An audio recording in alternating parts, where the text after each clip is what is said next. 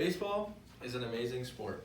A person can enjoy many different aspects when it comes to baseball, whether it be the beautiful scenery, alluring weather, or riveting skills of the players out on the diamond. Baseball is an amazing sport in many different aspects. While people may know the main gist of baseball, I don't believe the majority of these people know the history of baseball and how it came to be in the first place. In my speech, I'm going to touch on the main topics on how baseball was invented, who the inventor was, and some general rules on how they came to be. One of the earliest known mentions of baseball in the United States was in 1792 in Pittsfield, Massachusetts. This was by a law banning the playing of this game within 80 yards of the town meeting house. There have been many other reports of this game being played on Saturdays in the outskirts of New York City on a regular basis. Some forms of baseball have been found dating way back, but they may not have been the same exact sport that we used to today. The differences simply come from the major rules that we have in place today, such as 9 innings of play. And obviously the game has changed over time, but the main fundamental rules have been in place for many years. A few believe that the truest form of baseball in today's day have been invented by a man named Abner Doubleday in Cooperstown, New York in 1839. But according to History.com, this story that Abner Doubleday invented baseball is simply not true. Although there actually was an Abner Doubleday, he went off to fight in the Civil War, and a mining engineer named Abner Graves came up with this invention story. Most people believe the true origin came from games that resembled cricket mixed with rounders, which is a children's game that was brought to New England by early colonists. Now, after the invention of the most recent game of baseball comes the foundation of teams. On September 23rd, 1845, the New York Knickerbockers were the first organized team to play with modern rules.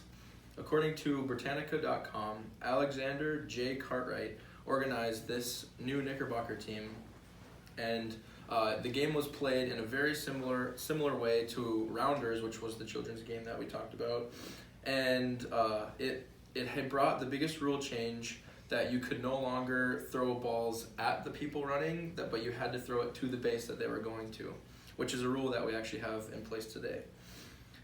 Because after all, who wants to get hit with a ball in the back as you're running the bases? In addition to this, tagging players was as an added rule as opposed to throwing it at them.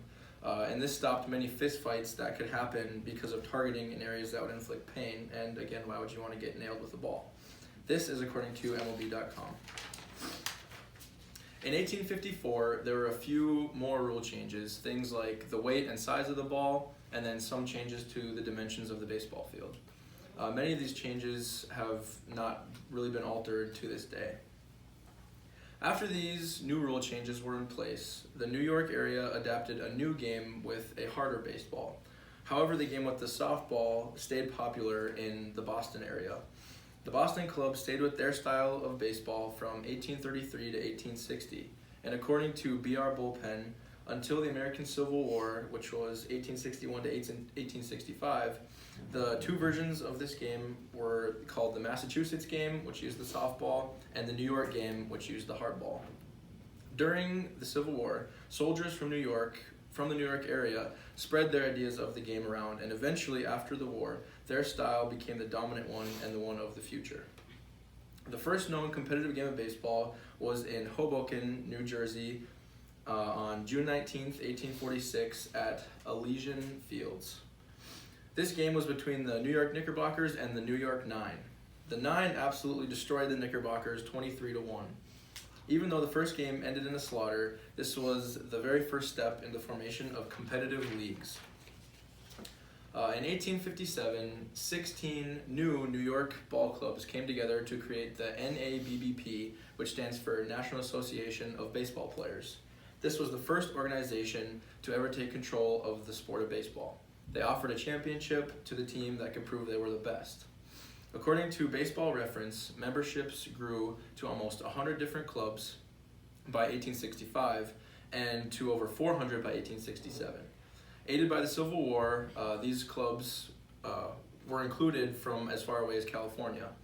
In 1869, the NABBP first permitted professional baseball games. The first and most well-known professional team of this time was the Cincinnati Red Stockings. So, with all of these evolving rules, team formations, and organizations, baseball has evolved into a very well-structured, fun-to-watch, and fun-to-play game that can be enjoyed by everyone of all different ages. So, in conclusion, baseball is an amazing sport, in my opinion. It has a super cool, interesting history, and I love the fact that so many different changes came together to create an interesting, fun, and competitive sport that so many people can enjoy today.